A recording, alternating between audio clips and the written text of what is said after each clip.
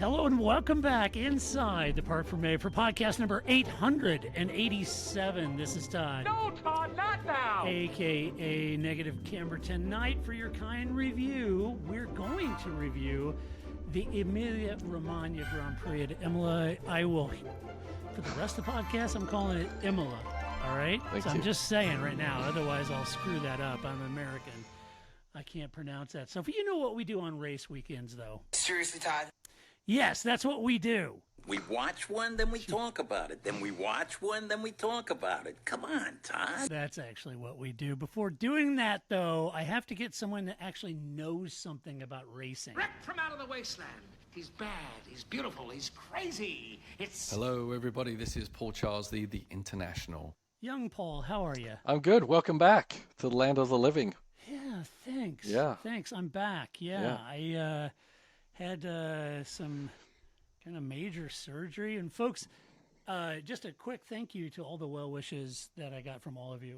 It was great. It meant a lot to me. And it was great because, you kind of find out who your friends are when they cut you open and eviscerate your innards. And Hopefully the person with the knife is a friendly person. Yeah.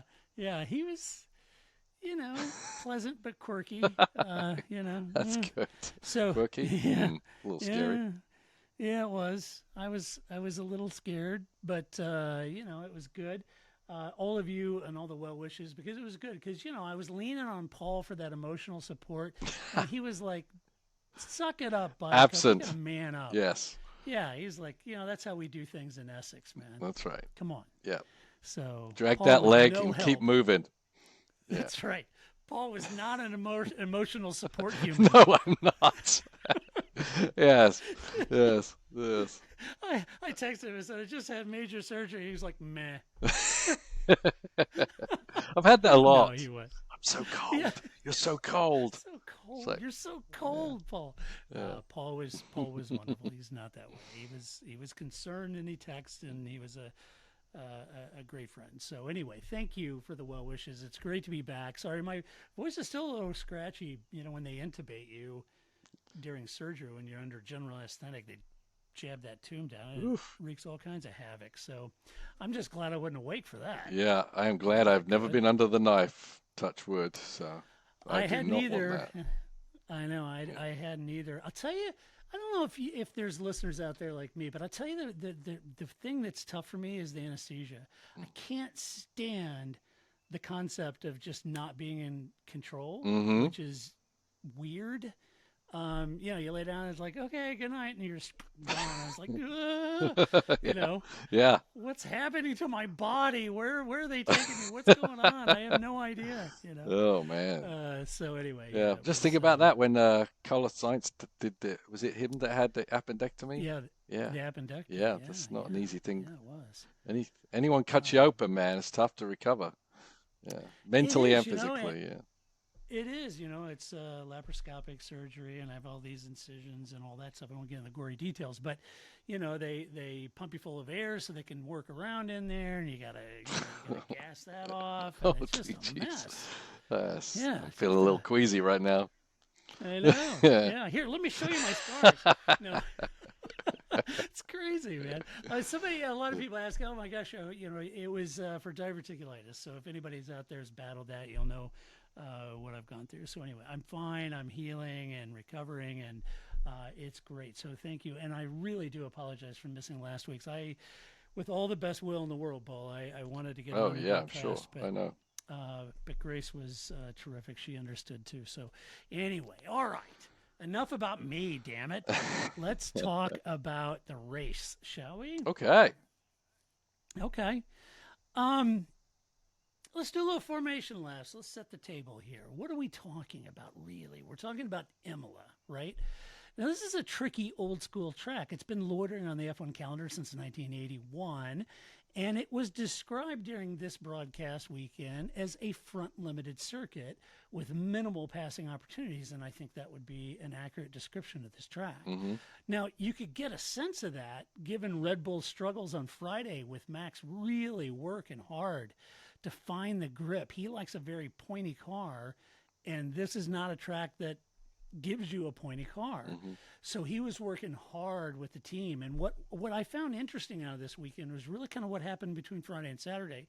What Red Bull did in the simulator work between Friday and Saturday was very interesting to watch. They had to correlate the upgrades they brought to this race weekend with the amount of grip that the chassis inherently was interested in providing them. So they had to correlate all this. They had to figure out how to get around this and get this car close enough to Max and what he would like, knowing it's not going to be perfect. And it wasn't. And yet he put it on pole, and I think that's a Max factor there. That's why they pay him the big bucks. So I missed it. Obviously, we were racing this weekend at Coda. Did they show what they were doing with the sim, or how did you get this? Okay, they were just telling you. Talked about it. Oh, okay. Yeah, it was Sebastian Buemi. I think he did like an 11-hour shift in the simulator back at Milton Keynes.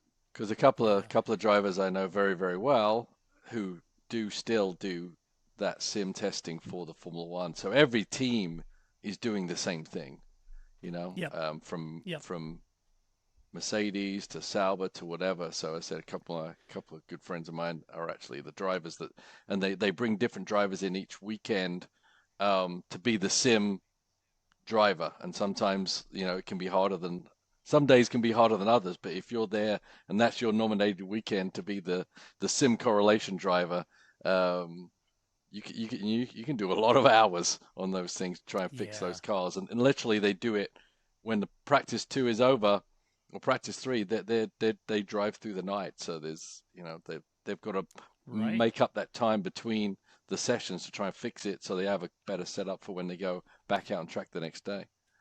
I'll tell you what's also interesting, Paul, is that let's just say you were going to do some work for, I don't know, pick Alonso. If you were going to do some work for Alonso, you're not going to get in that sim and give and provide feedback to get the car to handle the way you want it. You have to get the car to handle the way that Alonso wants it. So you got to know what Alonso wants. Yeah. And the engineers on both sides need to be able to figure that out too, because they don't lay it all in drivers' hands to, who can drive like Alonso, right?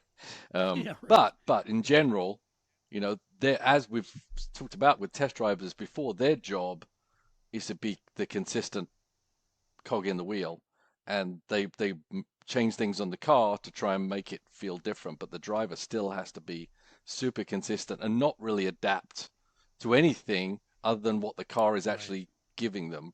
You don't if the car's understeering a little bit, that driver is not supposed to then just start cracking on the throttle and doing their little techniques. They've still got to kind of drive up to the level that the car is performing at, not necessarily what their ultimate performance can be. Right. Yeah, I found that really interesting because whatever they did between Friday and Saturday showed evidence on Saturday's free practice that they'd improved it, and then they made tweaks on Saturday, and then Max put it on pole. So it's kind of a complete package thing there that I thought was noteworthy. Also, Friday and Saturday also suggested that McLaren's pace in Miami was real and less of a track-specific performance gain that McLaren had by the Miami circuit and more of an overall net gain by the team. And so you thought, well, that's there. And then Ferrari brought up grades. They held off on Miami. They brought him this weekend, home Grand Prix in Italy. They looked racy, competitive on Friday and Saturday. And, we head into Sunday thinking we may have a really good three-way battle here. Red Bull's a little on the back foot, struggling. McLaren's pace seems real, and Ferrari look very competitive too. I was thinking this could be an interesting weekend. And I think on the balance of it, while the race would sort of betray my comment here, I do think it was kind of an interesting race from that standpoint. Yeah. Just to see where everybody lies. Yeah, definitely a pace comparison-wise it was, not necessarily in, race massive passes, but the Ferrari really wasn't that far behind the lead either. No. At other races not so long ago, you would have said that was the closest anyone's ever got to Red Bull, where Ferrari were in third place, right? So, definitely the gap is closing. I think we harped on that in Miami. Miami. I'm going to go put Miami on my sandwich. But no, yeah, we were alluding to, was it just track specific? And we thought it was both. And Yeah. it seems to have turned out that way. Certainly when we know what kind of car that Max likes, right? Yeah, Um, right. and some other drivers that also struggle with that need would struggle here, hence Alonso, things like that. So I thought it was encouraging in the fact that the top three are closing in. Um, Mercedes still, of course, being left behind a wee bit. Yeah, exactly. And I'm also not sure where Formula One, or at least the broadcast, is getting their stats. They were saying before the race that there's a 100% chance of a safety car. Yeah. Well, Hmm. Really? How'd, how'd you 100%. how'd you get that math? Yes. I don't know how that comes. Glad I didn't lay that Uh, bet. yeah, I didn't either. Mm. I didn't either. Let's talk about the teams. Let's talk about how they finished. Let's start at the top, sharp end of the grid. We're going to start with Red Bull, Max Verstappen in P1, Sergio Perez languishing down in P8. Yeesh. As I said, Max was struggling this weekend with grip, so he put it on pole. That was a massive achievement. And while he initially gained a 7-second advantage over the field in the initial stint, the hard compounds were less effective for him.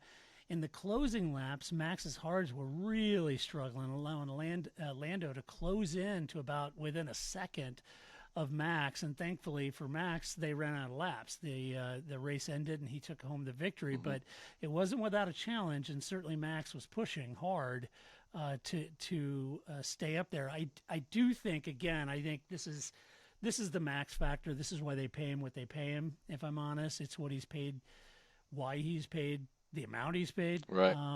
And I think that's the reality of it.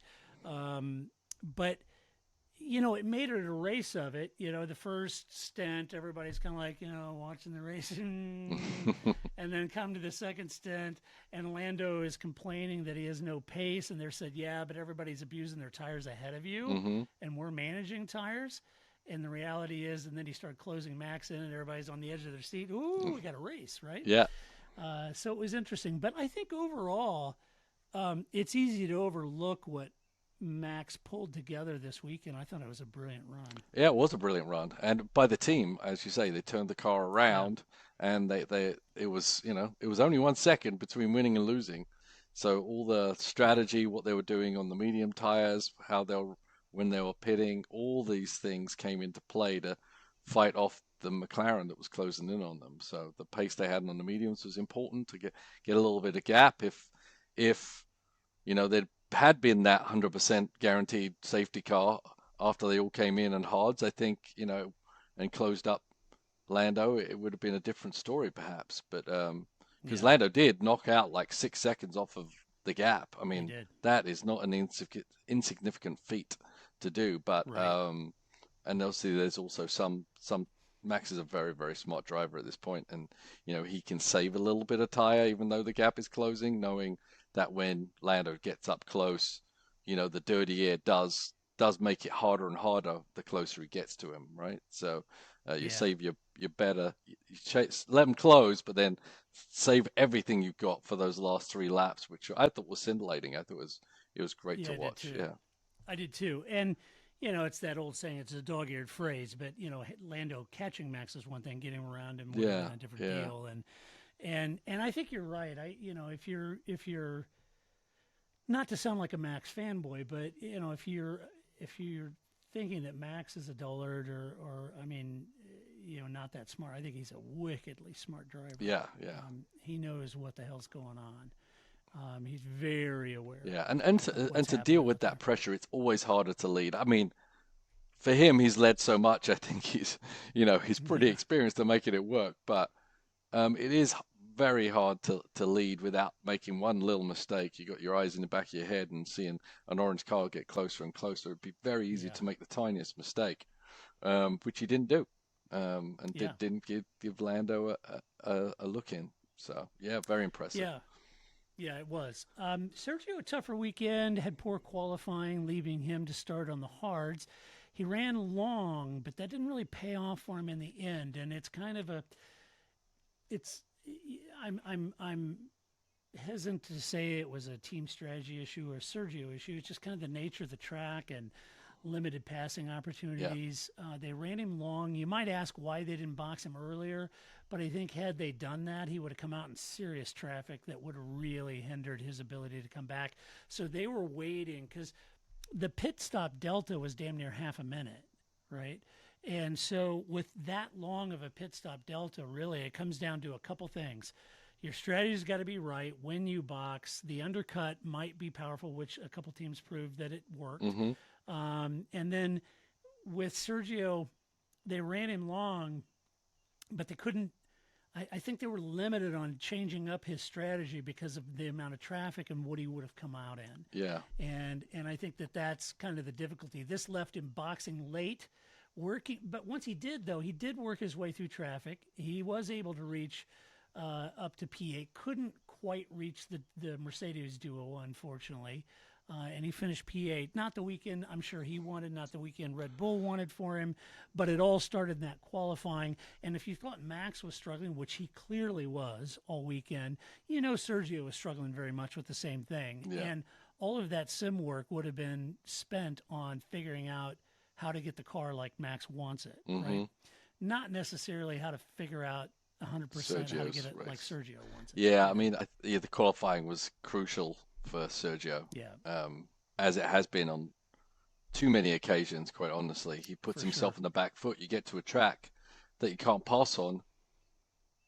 Your strategy is very limited. I'm sure the reason they went long was hoping for some kind of VSC or safety car or something, Yeah. be able to leapfrog cars. Because even if the Red Bull is the quickest thing, but you're on a track like this, really hard to pass, you're not going to just charge up to the front. It's just not going to happen. So I think they ran long just to try and get an opportunity to get a cheap Yeah. pit stop and leap them ahead of people, and then maybe Sergio could have been fighting for it, with a decent tire, but it just wasn't to be because it was a full green race. So Red Bull have a lot of thinking to do right now through its four cars, really. I mean, Sergio's not really getting it done.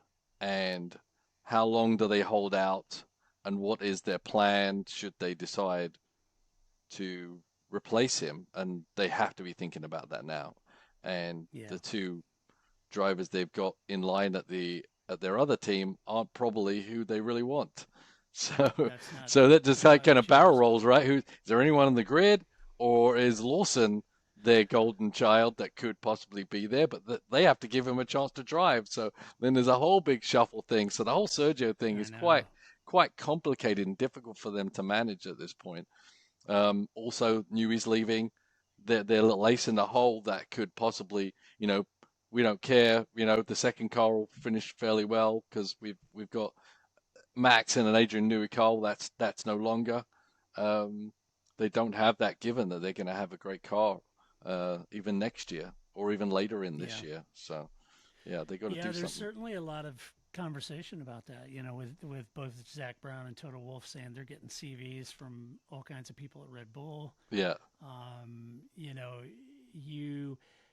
I don't have insider information, but it does make one wonder if this isn't a slow unraveling of Red Bull. Right. Makes you wonder. It does.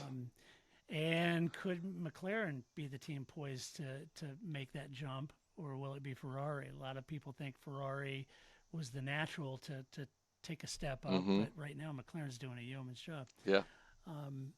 Yeah, so it's a tough situation over there for sure, and I think for them, Paul, Paul, if you guys show up in the harder racing Aston Martin and you're at a track and the front of that Vantage is just not, you're constantly waiting on that chassis and waiting to turn in, and you got a driver who likes a pointy front, you're chasing that thing. I mean, how do you overcome that? I mean, now you guys don't have the aero that a Formula One car has, but how do you get on top of that? Yeah. I mean, there's several ways to do it. We don't have the aero Formula One car, but we do have aero balance. We have front aero, rear aero. We can change the rake of the car. We can do some things with bars, with the dampers, how they work, how they respond. etc. There's several ways, but usually, especially in a GT car, it's kind of got an inherent um, way to be, Understeer to and it. you kind of like we can't make the Aston drive like a rear engine Acura, right? Yeah. Which Mario Fumbacher, he drove the Acuras for like 6 years. He's having a hard time, even though he's still going quick. He's still trying to mentally get around driving a car that's got a front engine, so it is different. So there's definitely several things you can do. Even the driver can manipulate things. I know Roman likes a Hmm. pointy car, but and he's adapted a driving style that really no one else on the team really can do to make the car work that way. So yeah, there's as I said, dampers, change the bars, change the rake, change the aero, lower the rear wing, all kinds of things. But every action has a reaction, right? It can be a Yeah, yeah, positive to yeah. getting the car to turn in, but then the car in slower corners, but then that makes the car, trying to kill you in fast corners, vice versa. So yeah. Yeah. It's a knock on. You're constantly chasing It's that yeah, limit. yeah. So Setup it's, on a car is yeah. such a compromise because you're not going through the same turn all the time. Every turn, every Yeah. track has 16 corners, and you have to figure out, okay, which ones do we prioritize? And sometimes you have to give up a couple of ill-handling corners to make the ultimate lap Hmm. work for you. Yeah, it's amazing. McLaren, Lando Norris P5, Oscar Piastri, no, P2, I'm sorry. Oscar Piastri in P4. Oscar had a tough qualifying session. He got that penalty for blocking Magnussen. That dropped him back 3 places at the start. Now, he managed to recover up to P4, but I have to wonder what he might have done had he not had that penalty and started in his original starting position of P2. He looked very quick this weekend. As it was, though, he was stuck behind Carlos, lost a lot of time on that first stint. McLaren brought him in. They did the undercut to get rid of Sainz, and it worked. But then he just basically ran out of tires to hunt down Lando in the closing laps and finish in P4. Kind of a quiet race, not a lot of talk about Oscar, but I think on balance, he did really well this weekend given what was going on. A little surprised he couldn't get around Carlos sooner. Hmm.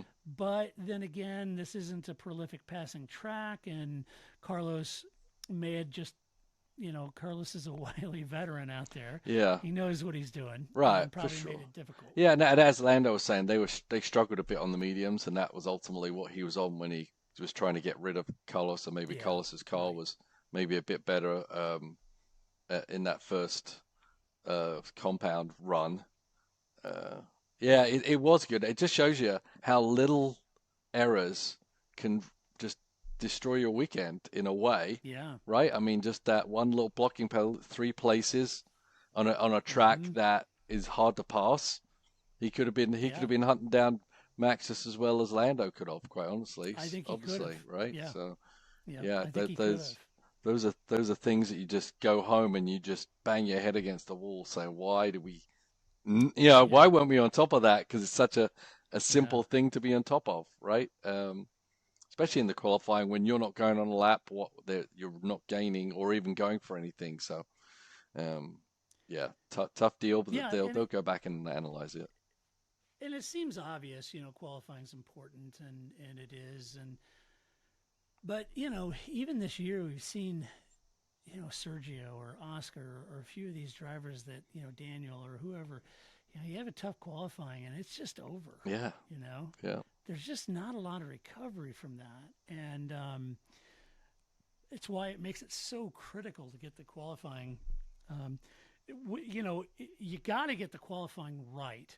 If you get it right and then you cock it up during the race, well, okay, then you cocked it up. right. But to not get the qualifying right, you never have the opportunity to cock it up or be a hero, Yeah, and it's tough. Lando on the other side of the garage, Lando seemed to slot into P2, and this seemed to be his finishing, running in his second stint. He was complaining about the lack of pace as Leclerc was closing in on him. but you definitely got the sense that his team was right, that the cars ahead of him were harder on their tires. He was managing the tires. That's why he was running the pace he was running. And then after a little while, towards the end of the race, he came alive. I mean, he devoured a 5-second lead in pretty short order and was within a second of Max Verstappen. Unfortunately, he just ran out of laps. But it's a massive points haul from him and for McLaren with the P2 and P4 finish. And I'd argue that the cat is squarely amongst the pigeons at this point with Ferrari. And I would say that Ferrari right now is on the back foot comparatively to McLaren in a straight, head-to-head mix. And I think that that's an issue. That's something Ferrari's got to be worried about. In fact, I mean, if Red Bull's still struggling going forward, they're going to pick off wins, just like they did in Miami. And I think Ferrari are the ones who should be more concerned than Red Bull. But, it's if Red Bull has too many more of these weekends, track-specific, they're going to lose. Yeah. And I think McLaren are thereabouts. And I'm saying that as a Ferrari fan, I'm elated for McLaren. I just think their turnaround has been amazing. Yeah, and this is why one of the reasons I love Formula One and why I don't panic when there's some kind of domination going on. Right? It's like, this is what you love to see. It's like, this is the fun. Yeah, they dig the technical side of Formula One is massive, right? It's a big part of why we watch the show, why the cars are so fast. And when someone can pick themselves up from the back row of the Formula One grid just over a year ago, right? First race of the year last year, to winning. And I mean, that's impressive and that's fun to see and fun to watch, and seeing a dominant team get caught and get past, and then, just having a fight for their life as well. This is Formula One, as they say, and that's why I love it. So that's why, when people start squawking, I'm not going to watch it again, it's like, come on, keep watching. It's coming, and here they come. And I think McLaren are making, I think it's going to ebb and flow a little bit. Who's going to attack Red Bull between McLaren and Ferrari? And I think maybe at some point we're going to see McLaren and Ferrari ahead of both Red Bulls at a race this year. So it's all looking good, I think. And it's great. Kudos to those guys. When you think about it, exactly. When you think about McLaren, I know there's a lot of Lewis fans that were sad and to see Mercedes fall from grace after 8 years of domination. But that's kind of what F1 is. It's team sport. And as much as you like to see on any given Sunday anybody win a F1 race, it's not a reality. It never has been in Formula One. It's team against team. And that's where the big money's paid too. So to watch a team rise to the pinnacle like Mercedes did for 8 years and then watch Red Bull overcome them is amazing. Yeah. And watch Red Bull struggle now, and the hint that McLaren, who just took a Toto Wolff supplied engine and is beating Mercedes with their own engine in a year and a half, and what they've been able to turn around, it's a wonderful, wonderful story. It's fantastic. And then to watch Ferrari struggling all these years, and Fred Vasseur, who admittedly I was not 100% convinced that Fred's the guy, but he might be. They're heading in the right direction, so you never know. I think that's the fun of this series. Absolutely. Speaking of Ferrari, let's talk about them. Charles Leclerc P3, Carlos Sainz P5. Carlos seemed to struggle in the last couple of races compared to his start of this season. I find that a little interesting. I'm not exactly sure why. I guess I could argue that maybe the upgrades they've been bringing to the car maybe haven't settled well with Carlos. I'm not quite sure why. He started really strong at the beginning of the year, and now he seems to be struggling in comparison to teammate Charles Leclerc. He struggled to stay ahead of Piastri during this race, eventually losing to the undercut that McLaren pulled, had no pace to stay with Leclerc, and ended up down in P5. Carlos even himself, a little more critical this weekend in his comments.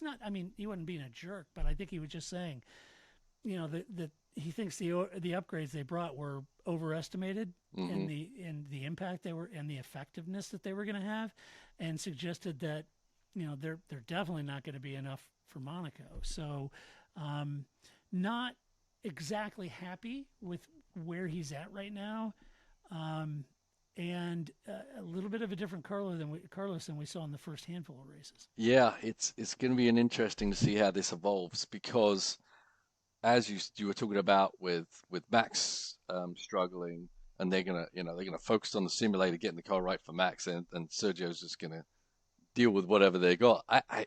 You got to think at some point that's what Ferrari are going to be going for with Leclerc versus Sainz, right? Why keep developing a car for Sainz's style when their guy is Leclerc? In my experience in the GT racing, we have multiple drivers, and we're always trying to put a car together that they could all live with. And we were talking about compromises. That doesn't necessarily mean that we have the car that who could be the faster driver on that weekend, and you've put all the focus on them because the other drivers are going to be off because that's not their style. So you always compromise on making sure the car works for all the drivers.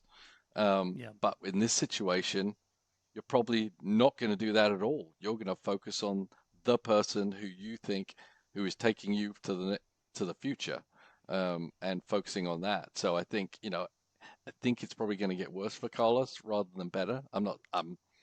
This is just a speculation thing, but it's definitely something that's going to evolve, even if it isn't associated with what's going on right now. I think that's definitely a story to watch. Yeah, I do too. I think watch this space. No mystery. Carlos is looking for a different ride, and I'm sure he's got options. So his commentary about Ferrari, their upgrades not being that great, and those kind of things, I think you're going to see a little more of Carlos being maybe a little more candid about some of those things, because he really doesn't have much to lose. Right. He doesn't need to try to gloss over anything for Ferrari because the meat sauce in the catering is crap. I've suffered it for 3 years now. It's an Italian team that can't make lasagna for crap. It's terrible.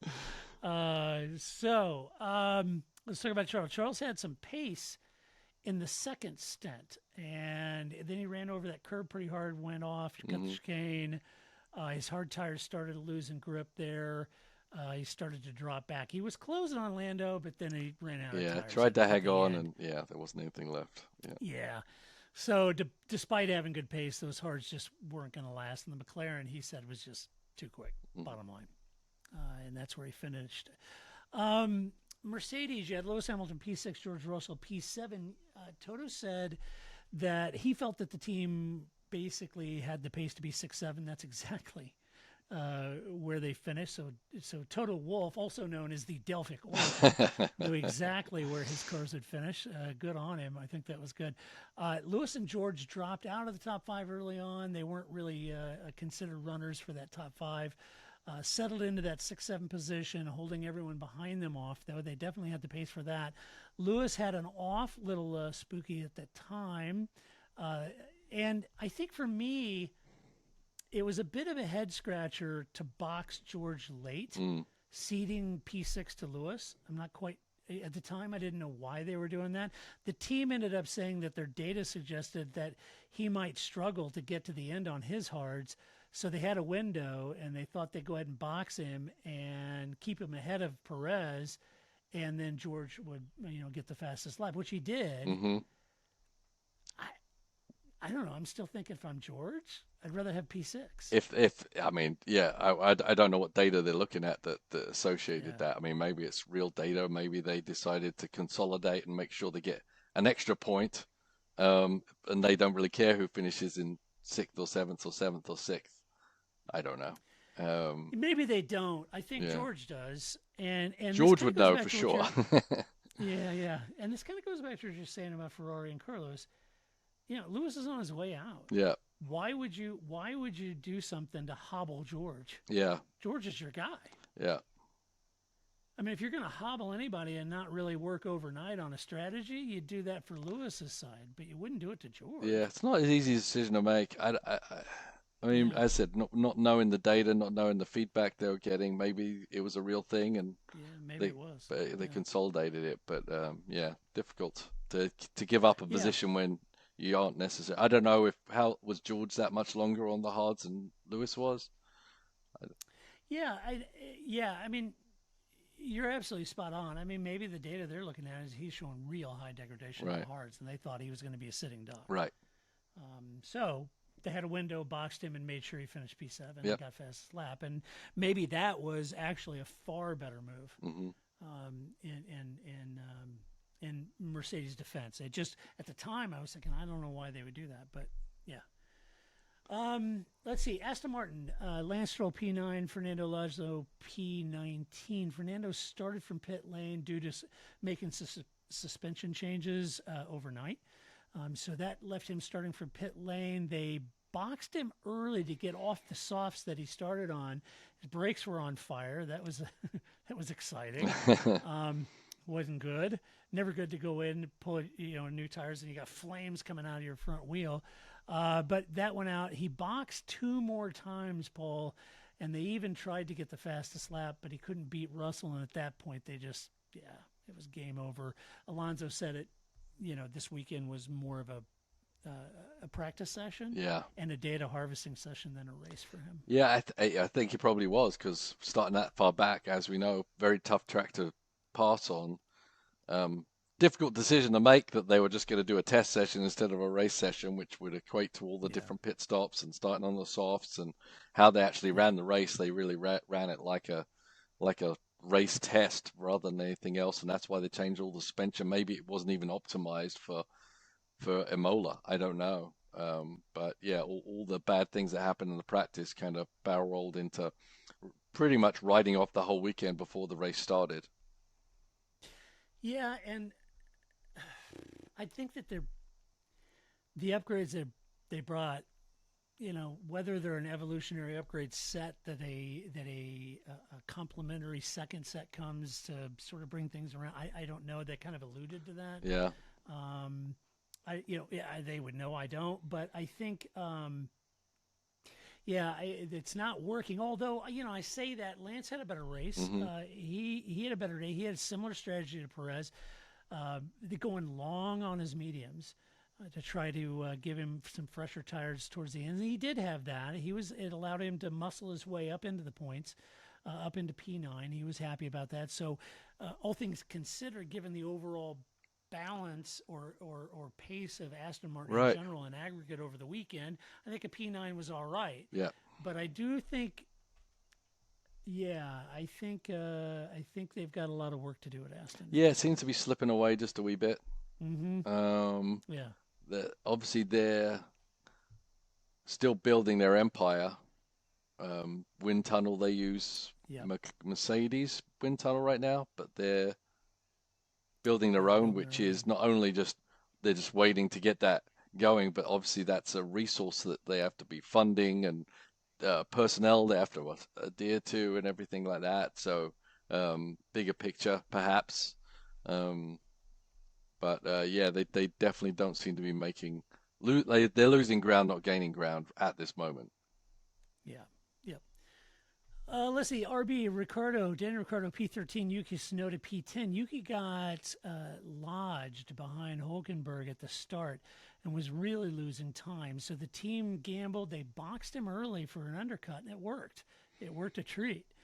Got him out ahead of Hulk, and then from there, Yuki was able to claw his way into the points and up into P10, which for the team was a great result to get back up there. The team felt he may have even had pace to finish higher, but that wasn't to be ultimately due to both drivers had poor starts, lost positions at the start, and ultimately put him in the position they were in. They fought back, some good strategy, moved Yuki into the points. Yuki, incredibly pleased with himself, but on balance, it is a okay weekend for them. Yeah, it's 1 point. I think maybe a little ambitious, think they could have done any better. I think they got as good as they can Maybe. get, really.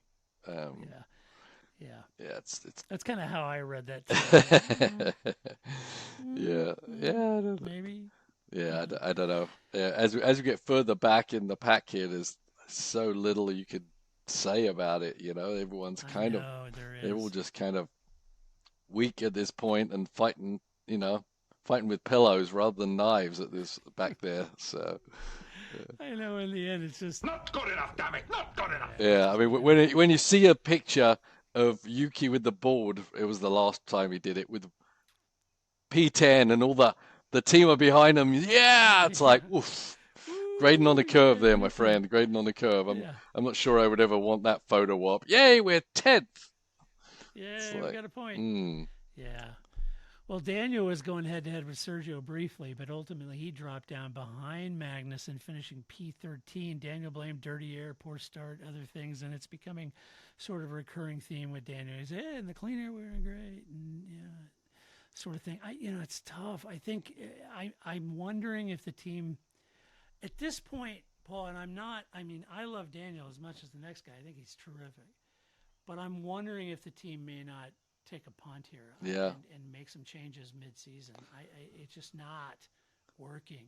right. I And, mean, and that's as compared we to talked Yuki, about earlier, right? It's like yeah, it's not just about VCarb or whatever the name is. It's about the Red Bull big team. I mean, neither of yeah, these guys are really showing anything that I would think would be like, oh yeah, let's replace Sergio, even though Sergio's not doing that great.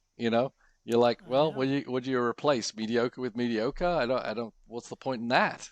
Um, If it so was me, I think I'd sit Dan down, put Liam in, see if Liam uh, potentially wouldn't set the world on fire to maybe replace yeah, Sergio. I think they need to because I think they don't Yeah, have that many bullets in their gun anymore. They used to have a plethora of I Red Bull agree. drivers, and they got rid of some of the really good ones, unfortunately, Yeah, they did. right? And then Yeah, there's no one in their line. There's some really good drivers in some other manufacturers' driver lineups that aren't on the grid yet, but will be. But Red Bull don't really have that except for Lawson. So I think it's sooner than later to see if Lawson can bring a spark.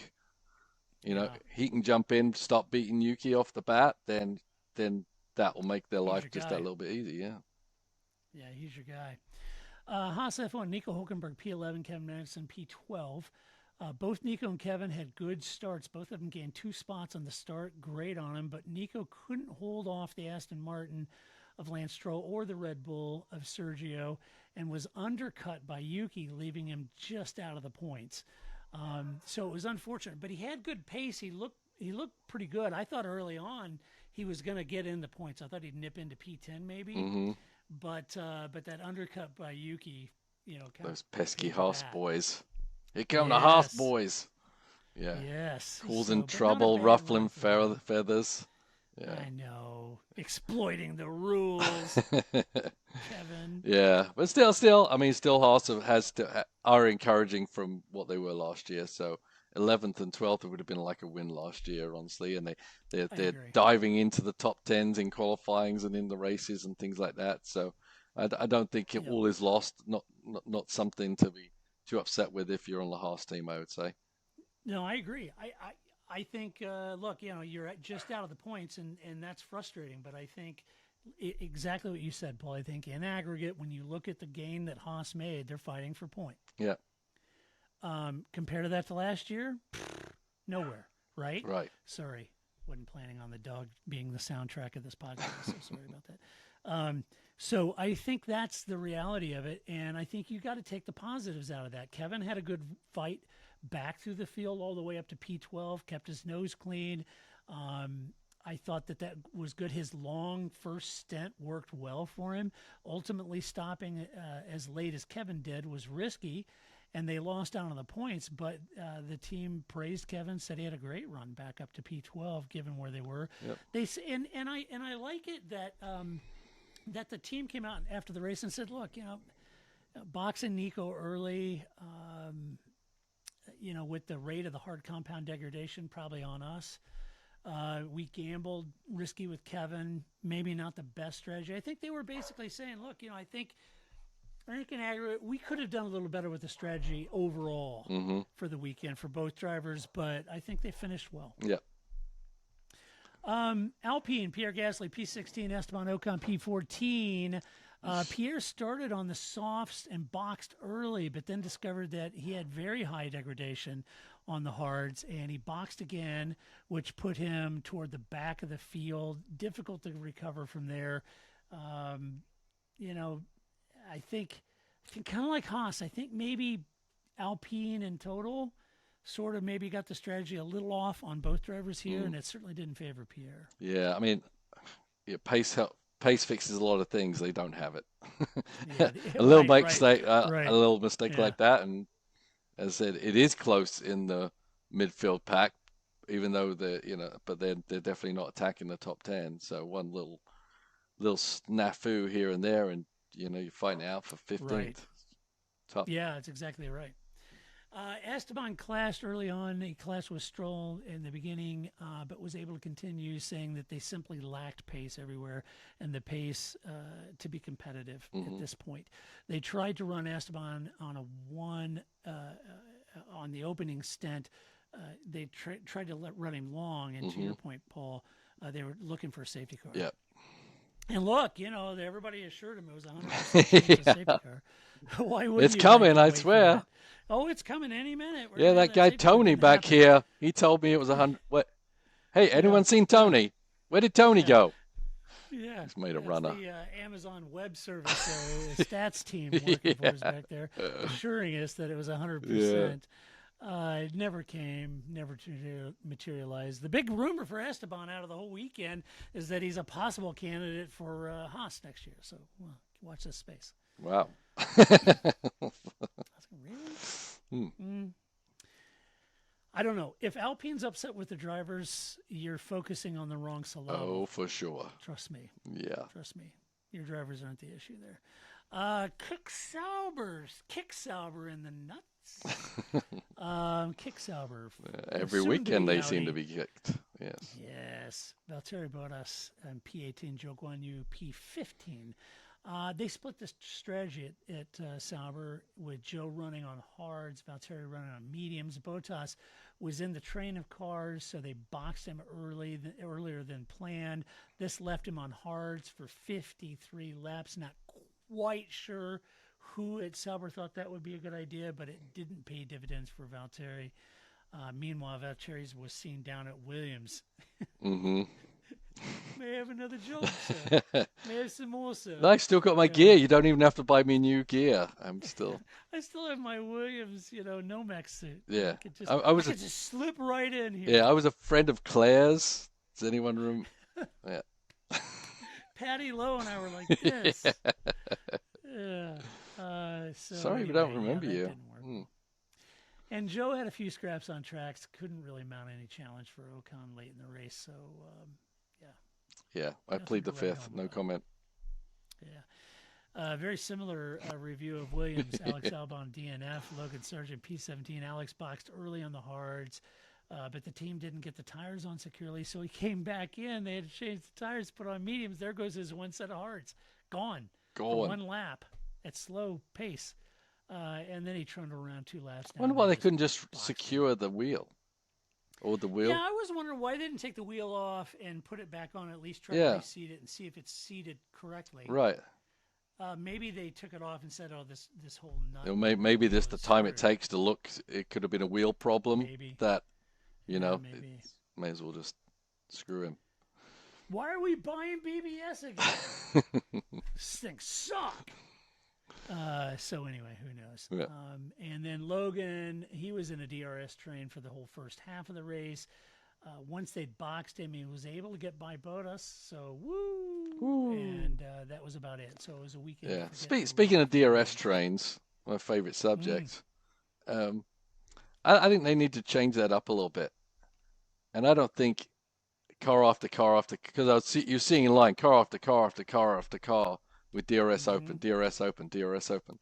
I think they need to you can't have 3 cars in a line with DRS. I think it should be every other car. that might break Yeah, up those I agree trains. with You know you. what I'm saying? You It can't. would break up the train. Yeah, if you can't have two cars with DRS directly behind each other. You can't have more than two cars with DRS open in a line. Right. Right. Is what you're saying. Right. So even if Yeah. you're within the second, you can't have DRS because the car ahead of you has DRS. Guys, the Yeah. two cars ahead of you are in a DRS battle. Yeah. I got an idea. Let's just get rid of it. Yeah, let's do that. Bring back the Hanford And device. Yeah.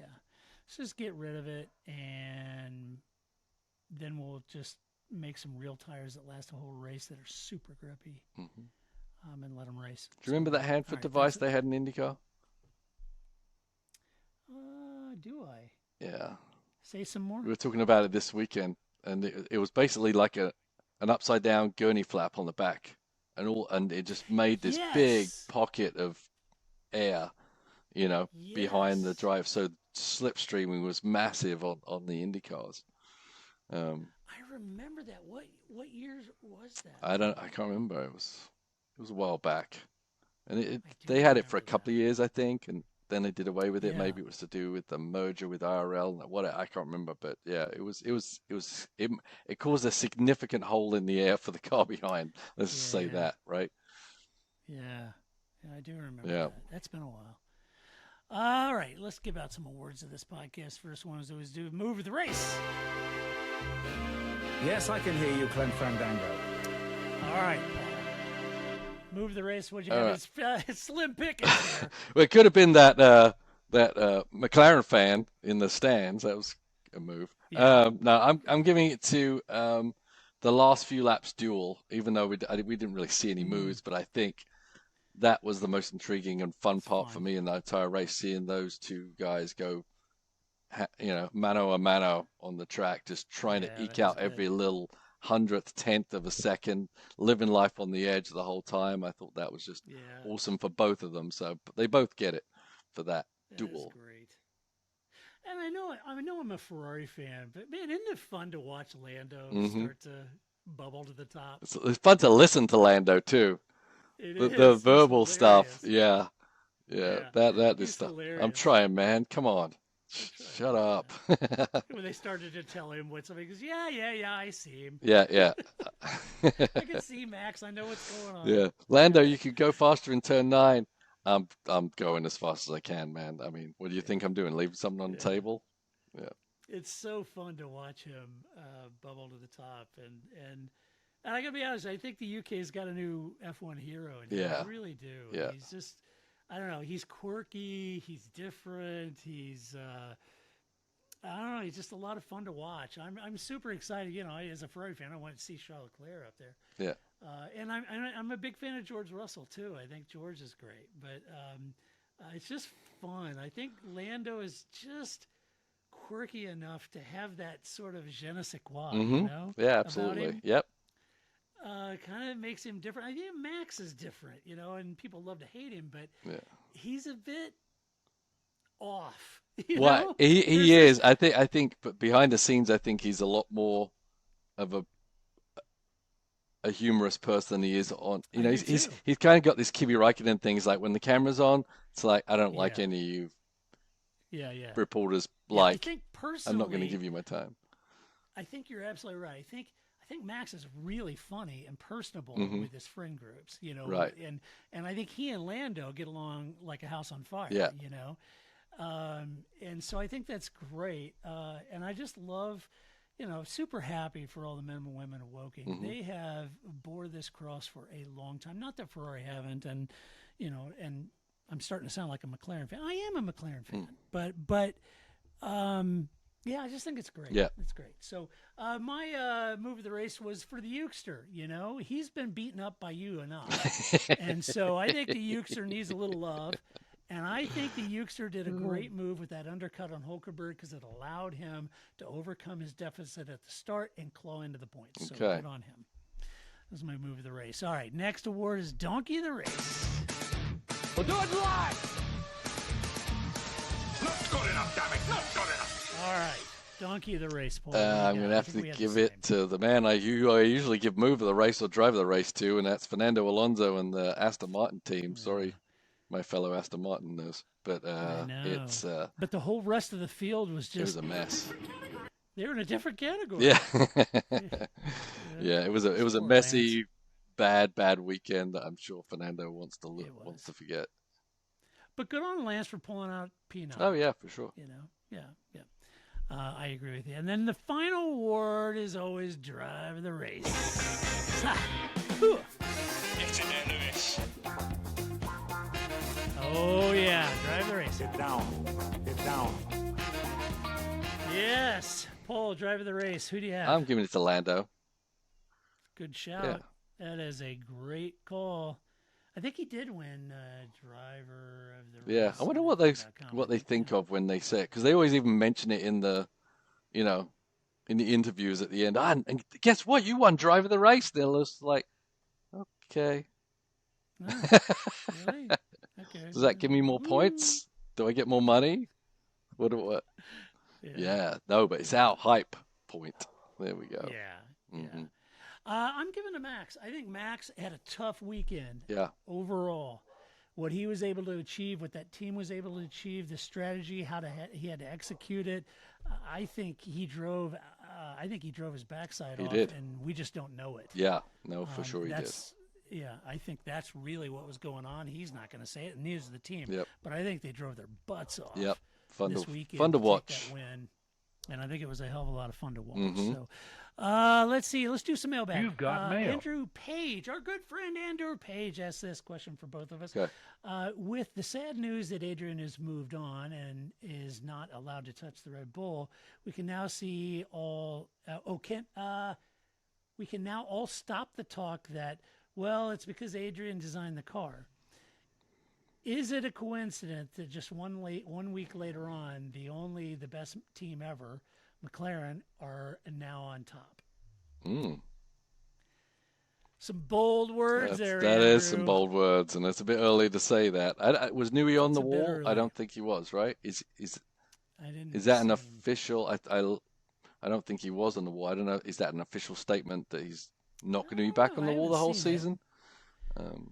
If I'm Christian, I make him fulfill the rest of it. I put his butt at every single race, every single wall, every single time. I grind him Yeah. to the ground. Squeeze every little bit out of him. Exactly. Yeah. No. Your butt's on the wall. You're going to every single damn race. I'm going to wear you out. When I'm done with you, you're going to want to take a year or two off just to recover. Yeah, so it's hard to know what the actual limits are for Adrian right now. I think 1 weekend is a little bit. We've even seen it in the Newey era. Obviously, Newey's been a Red Bull for a long time. He didn't build the best car every year. No. Has of late for sure, but even then, a couple of tracks, Singapore, things like that, the car doesn't always work. So I think it's a little too early to say that. It will have an effect, but a lot of the groundwork is done. The DNA of Adrian Newey is in that car, right? So it's going to be. it's going to be a gradual evolution, and hopefully for Red Bull's sake, the evolution is smooth and they keep that level. There's a lot of people who've worked underneath Adrian Newey probably learned a whole lot from him. Yeah, a lot of smart right? people. Yeah. I wrote an editorial several years ago when everyone was talking about Adrian, for all the right reasons, mind you. I'm not. But Adrian, my editorial is that Adrian's beatable. Mm-hmm. And he was beaten by a guy named Rory Byrne.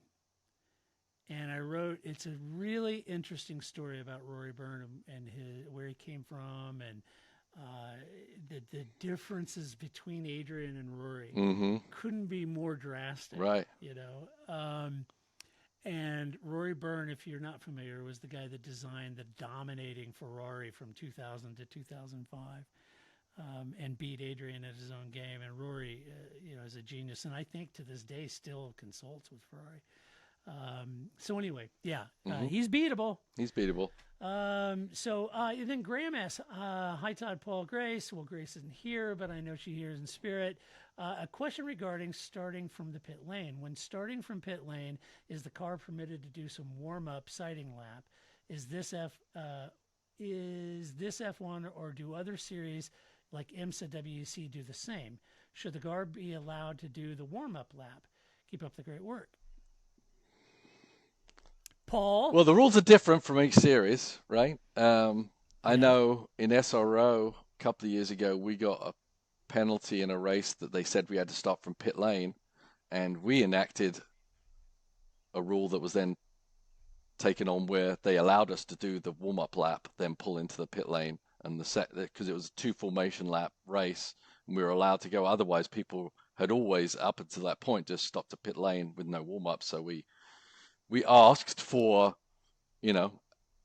allowance to actually be part of a warm-up lap to be able to, even though we're starting from pit lane. So that is now kind of like a normal thing. In IMSA, generally you don't start from pit lane for any good reason. You'd always just start at the back of the pack. The only reason to start from pit lane is if you literally have a problem right then and there and you can't pull out. And so then you kind of didn't have that option to do that anyway. In Formula One, I'm not sure. I don't think they do get to do the sighting. Yeah.